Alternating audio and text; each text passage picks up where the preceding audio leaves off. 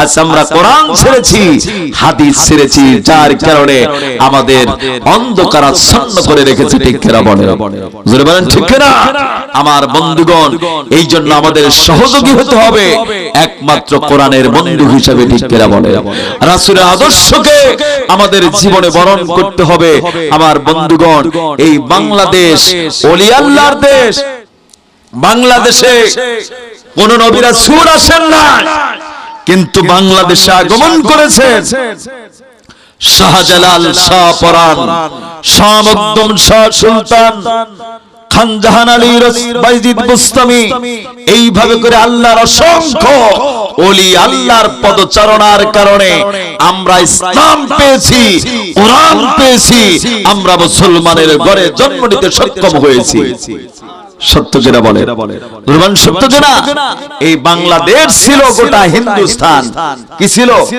এই বাংলাদেশে হাতে গোনা কিছু মুসলমান ছিল, একেবারে হাতে গোনা মুসলমান ছিল। তার প্রমাণ দেখেন, বিভিন্ন গ্রামের নাম হিন্দুদের নামে নাম আছে কিনা? রমনাথপুর, কৃষ্ণপুর, হরিপুর, শ্রীকৃষ্ণপুর, মথুরামপুর, গোবিন্দপুর, তারপরে কি রাধানগর, রাধানগর, মাধবকুণ্ড, মাধবপুর, শ্রীরামপুর, হাবিকান্দু, মেহরামাগান, কালীবাজার, এরকম নামগুলো আছে কিনা? কথা বলেন আছে কিনা? সব নামগুলো হলো হিন্দুদের নামে নাম ছিল, কারণ বাংলাদেশে হাতে গোনা কিছু মুসলমান ছিল, আর সব ছিল হিন্দুরা। ঠিক কিনা বলেন? আমার বন্ধুগণ, আমি ছোট্ট একটা ঘটনা বলে যাই। শাহজালালের নাম শুনেছেন আপনারা? তিনি ঘুমিয়ে আছেন ওই সিলেটের প্রান্ত ভূমিতে, সিলেটের জমিনে শাহজালাল আজ দিনের দাওয়াত দিয়ে ঘুমিয়ে আছেন। ঠিক কিনা বলে? জোরে বলেন ঠিক কিনা? আমার বন্ধুগণ, শাহজালাল কি জন্য আগমন করেছিলেন? ওই সিলেটের প্রান্তভূমিতে সিলেট সাম্রাজ্যের বাদশা ছিল, বাদশা গৌর গোবিন্দ। মুসলমানদের উপর নির্যাতন করত। ওই জামানার ওই সময়কার ওই এলাকার একজন আল্লাহর প্রিয় বান্দা ছিল, নাম ছিল তার বোরহানউদ্দিন রহমাতুল্লাহ আলাইহি। নাম কি ছিল? আল্লামা বোরহানউদ্দিন রহমাতুল্লাহ আলাইহি। তিনি ছিলেন আল্লাহর প্রিয় বান্দা। আমার বন্ধুগণ, তার কোনো সন্তান ছিল না।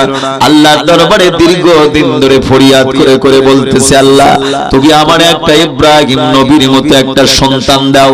সুবহানাল্লাহ পড়েন। আল্লাহ তুমি ইব্রাহিম খলিলকে কত বয়সের সন্তান দিলে?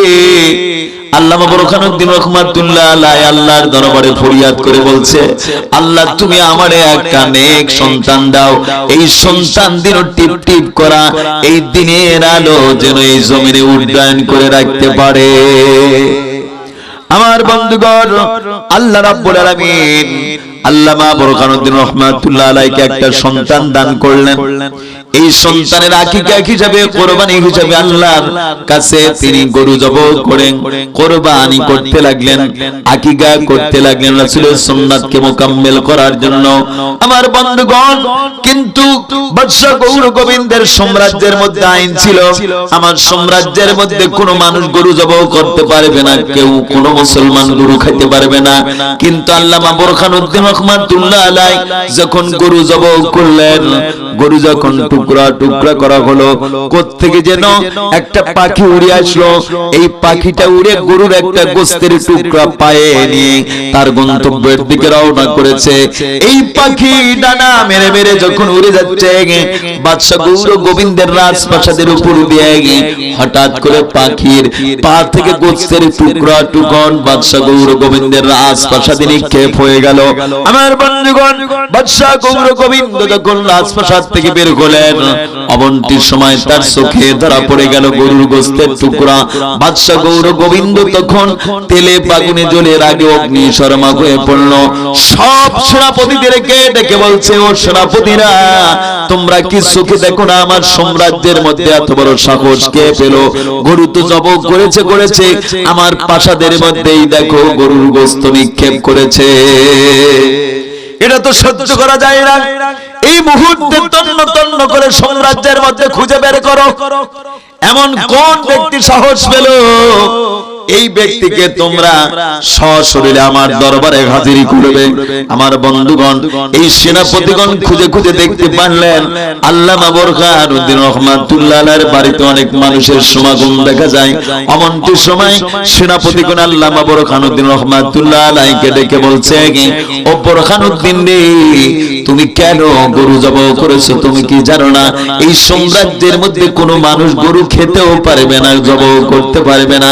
কেন গরু জবাই করেছো? এর পরিণামে তোমার অবস্থা কি হবে? বোরহানউদ্দিন রহমাতুল্লাহ আলাইহি তখন বলছে, আমি আমাদের ধর্মরীতি অনুযায়ী আমার সন্তানের আকিকা করার জন্য, রাসূলের সুন্নাতকে জিন্দা করার জন্য আমি সন্তানের জন্য গরু জবাই করেছি। আমার বন্ধুগণ, সেনাপতিগণ তখন আল্লামা বোরহানউদ্দিন রহমাতুল্লাহ আলাইহিকে বলছে, কোনো কথা শুনবো না, চলো চলো তাড়াতাড়ি করে বাদশার দরবারে চলে যাও।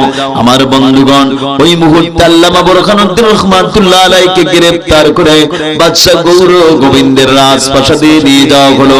আমার বন্ধুগণ, এবার রাজপ্রাসাদে নিয়ে গোবিন্দ ভিটায় যেই গাছ গাছালি গুলো ছিল, গাছের সঙ্গে আল্লামা বোরহানউদ্দিন রহমাতুল্লাহ আলাইহিকে রশি দিয়ে বেঁধে ফেলা হলো। এবার বলা হচ্ছে জল্লাদকে ডেকে নিয়ে আসা হলো। আর সেনাপতিদেরকে বলছে, যেই সন্তানের জন্য গরু জবাই করা হয়েছে এই সন্তানকে নিয়ে আসো। আমার বন্ধুগণ, সেনাপতির আল্লামা বোরহানউদ্দিন রহমাতুল্লাহ আলাইহির কচি শিশু সন্তানকে কাছে নিয়ে চলে আসলো। সন্তানকে গাছের সঙ্গে এবং বাবাকে গাছের সঙ্গে বেঁধে রেখেছে। সন্তানকে বাবার চোখের সম্মুখে জমিনে সিদ করে শোয়ানো হলো। এবার বাদশা জল্লাদকে ডেকে বলছে, জল্লাদ রে, দেরি করবি না, দেরি করবি না, তাড়াতাড়ি করে এই সন্তানকে গরুর মতো টুকরা টুকরা করে জবাই করে ফেলো। আমার বন্ধুগণ, জল্লাদ এক মুহূর্তে কলিজার টুকরা সন্তান বোরহানউদ্দিনের সন্তানকে বাবার চোখের সম্মুখে টুকরা টুকরা করে ফেলা হলো। বাবা চোখের পানি ধরে রাখতে পারলেন না। আকাশের দিকে দুই হাত বাঁধা ছিল, আকাশের দিকে মুখ করে দোয়া জানাতে লাগলেন, হাসবুনাল্লাহু ওয়া নি'মাল ওয়াকিল, নি'মাল মাওলা ওয়া নি'মান নাসির। সবাই পড়েন, হাসবুনাল্লাহু ওয়া নি'মাল ওয়াকিল, নি'মাল মাওলা ওয়া নি'মান নাসির। বলেন আল্লাহু আকবার। আমার বন্ধুগণ, আল্লামা বোরহানউদ্দিন রহমাতুল্লাহ আলাইহি আল্লাহর কাছে দোয়া জানায়া জানায়া আল্লাহর দরবারে ফরিয়াদ করে বলছো, আল্লাহ, আমার কচি সন্তান কোনো অপরাধ ছিল না, আমার সন্তানকে গরুর মতো জবাই করে টুকরা টুকরা করে ফেলা হলো। ও আল্লাহ, আমার এই সন্তানের বিচার এই পৃথিবীতে কেউ দিবে না, তোমার আদালতে দিয়ে দিলাম, আল্লাহ তুমি এর ফয়সালা করে দিও। আমার বন্ধুগণ, এবার আমার নবীজি মদিনার ভূখণ্ডে ঘুমিয়ে আছেন। আমার নবীজি সঙ্গে সঙ্গে ঘুমের মধ্যে শাহজালাল ইমানি রহমাতুল্লাহ আলাইহিকে ডেকে ডেকে বলছে, ও শাহজালাল রে, ইয়েমেন রাজ্যে থাকতে পারবে না, তাড়াতাড়ি করে বাংলার জমিনে চলে যাও। আমার একজন মুহাব্বতের উম্মতকে এইভাবে করে তারে কষ্ট দিচ্ছে, তার সন্তানকে জমিন থেকে বিদায় করে দিচ্ছে। তাড়াতাড়ি করে তোমার বাহিনীদেরকে নিয়ে ওই বাংলার জমিনে সিলেটের প্রান্তভূমিতে বাদশা গৌর গোবিন্দের সঙ্গে অভিযান চালাও, লড়াই করো। কার নির্দেশ ছিল? আমার রাসূলের নির্দেশ হয়ে গেল, ইলহাম হয়ে গেল। আমার বন্ধুগণ, আল্লামা শাহজালাল ইমানি রহমাতুল্লাহ আলাইহি এক হাতে ছিল আল্লাহর কালাম, আর এক হাতে ছিল তরবারি। এক নয়, দুই নয়, 340 জন বাহিনী নিয়ে রওনা করলেন। আরব সাগর, লোহিত সাগর, সাগর, পাহাড় পর্বত অতিক্রম করলেন। কোনো এরোপ্লেন ছিল না, কোনো যানবাহন ছিল না। আমার বন্ধুগণ, পদ্মা নদী পার দিলেন, বঙ্গোপসাগর, আপনার যমুনা নদী পার দিয়ে দিয়ে তখন সিলেটের দিকে রওনা করলেন। সিলেটে যাওয়ার আগে একটা নদী বেজে যায়, নদীর সামনের নাম হলো সুরমা নদী। এই নদীর নাম কি? এই সুরমা নদীর কিনারে দাঁড়িয়েছেন শাহজালাল ইমানি রহমাতুল্লাহ আলাইহি। সুরমা নদীর স্রোত বয়ে যাচ্ছে, পানি বয়ে যাচ্ছে। আল্লামা শাহজালাল ইয়ামিনী রাহমাতুল্লাহ আলাইহি ব্যাগ থেকে জায়নামাজ বের করলেন, সাথীদেরকে বললেন, ও সাথীরা, আমি জায়নামাজে 2 রাকাত নামাজ আদায় করব। সুবহানাল্লাহ পড়েন। জায়নামাজ পানির উপর বিছায়া পানিকে বলতেছে, ও সুরমা নদীর পানিরে খবরদার খবরদার, এই জায়নামাজকে ভাসিয়ে দিবে না, এই জায়নামাজকে পানির মধ্যে তলাবে না, আমি নামাজ আদায় করব। সুবহানাল্লাহ পড়েন। আল্লাহ শাহজালাল ইয়ামিনী রাহমাতুল্লাহ আলাইহি জায়নামাজের উপর দাঁড়ায়া দাঁড়ায়া 2 রাকাত নামাজ আদায় করে সব সাথীদেরকে বললেন, তোমরা একে একে জায়নামাজে তোমরা আরোহণ করো। এইভাবে করে 1 নয় 2 নয় 340 জন মুজাহিদ জায়নামাজের উপরে আসলেন। জায়নামাজ কয়টা ছিল?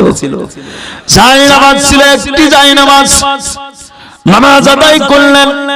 এই জায়নামাজে 1 নয় 2 নয় 340 জন বাহিনী উঠে পড়ল। তারপরেও জায়নামাজে আরো ফাঁকা জায়গা পড়ে আছে। সুরমা নদী অতিক্রম করলেন, ওপারে চলে গেলেন। এক হাতে আল্লাহর কালাম আর এক হাতে তরবারি দিয়ে হুঙ্কার ছাড়লেন। এমন তাকবীরের আওয়াজ দিলেন, বাদশা গৌর গোবিন্দের রাজপ্রাসাদ ভেঙে চুরমার হয়ে পড়ল। বলেন মারহাবা। আমার বন্ধুগণ, শাহজালাল ইয়ামিনী রাহমাতুল্লাহ আলাইহি যখন অভিযান করলেন, বাদশা গৌর গোবিন্দ থরথর করে কেঁপে সমাজ থেকে বিতাড়িত হয়ে পড়লেন।